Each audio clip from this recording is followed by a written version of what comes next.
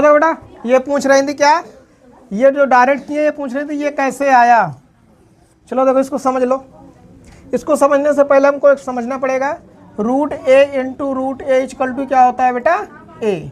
कैसे होता है पता है, इस रूट की वैल्यू होती है 1/2, तो ये हो जाएगा ए की पावर 1/2 इंटू ए की पावर 1/2 इक्वल टू क्या आएगा बेटा, ए।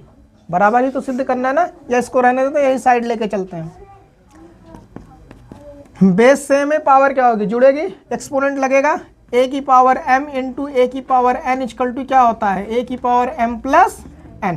ये क्या हो जाएगा बेटा, ए की पावर 1/2 प्लस 1/2 कितना हो जाएगा, ए की पावर 2/2।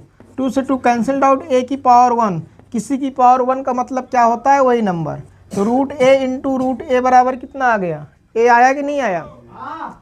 तो इनको क्या कहना, इनके कहने का मतलब था कि ये 3 की जगह रूट 3 कैसे हो गया। तो अगर ए की रूट ए इंटू रूट ए बराबर बेटा ए लिख सकते हैं, तो ए बराबर हम लोग रूट ए इंटू रूट ए लिख सकते हैं कि नहीं लिख सकते। तो वही वहाँ किया गया है। एच स्क्वायर इक्वल टू क्या था, 3a² 4। तो एच स्क्वायर इक्वल टू क्या हो जाएगा, रूट 3 इंटू ए स्क्वायर। हमने यहाँ किया इसको 4 को लिख दिया 2 का स्क्वायर। फिर तो एच स्क्वायर बराबर क्या आएगा, रूट 3 का होल स्क्वायर इंटू ए का होल स्क्वायर बटे 2 का स्क्वायर। कोई समस्या यहाँ तक। एक और आप लोग पढ़े हैं, ए की पावर m इंटू बी की पावर m बराबर क्या होता है, a इंटू बी की पावर m। होता है कि नहीं होता है।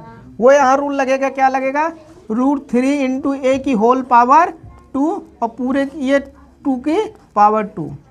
फिर यहाँ से एक और लगेगा, a की पावर m अपॉन b की पावर m इक्वल टू क्या होता है, a अपॉन b की होल पावर m। होता है कि नहीं होता है।